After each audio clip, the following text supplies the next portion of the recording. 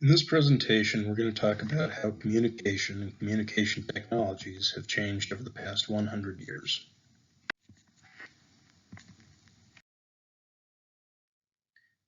A year before the first television broadcast, in 1927, Warner Brothers Pictures released a motion picture musical that was the first musical number to accompany a moving picture. The film was called The Jazz Singer, and the idea for syncing up sound with motion pictures was originally reserved for musical films. However, the lead actor, Al Johnson, broke the script and ad-libbed a line saying, "You ain't seen nothing yet." As a result, all motion pictures that we like today owe their roots to a mistake made on the first attempt.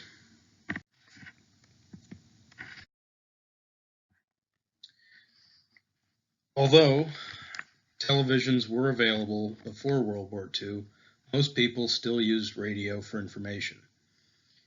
This was simply because before World War II, the country was in the middle of the Great Depression, and as a result, nobody had money for a TV. So when TVs first came out, only about 1% actually owned one. After World War II, the economy began to boom, and more people began to adopt television. By 1960, 90% of U.S. homes had a television set. While there were some holdouts, sales of televisions really began to increase. This is an interview with my parents about their experiences with their first television sets. So, like, if you had a little brother or sister, they were your remote. You would force them to go change the channel. Or, like, if the rabbit ears were off, you'd have them fix the rabbit ears. I was the remote in our house. I was the youngest. Yeah, it was usually the youngest kid.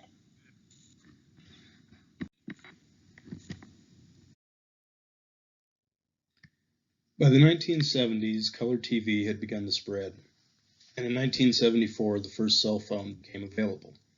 At the same time, the first personal computers became available through Apple. In the time, in 1974, if you wanted a cell phone, it would have cost you around $4,000. And if you wanted a personal computer from Apple, it would have cost approximately $10,000, far beyond what both would be worth today.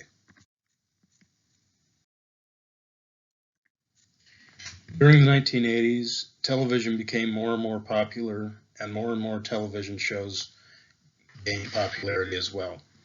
One of the most famous television programs of the 1980s was MTV. In 1989, the World Wide Web was created. We know this today as the www at the beginning of website URLs.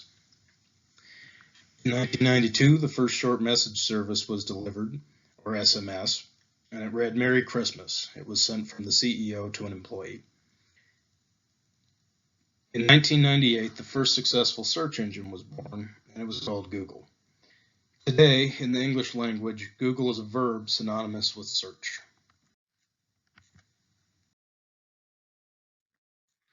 In 2004, a young student at Harvard University jokingly created a social media site.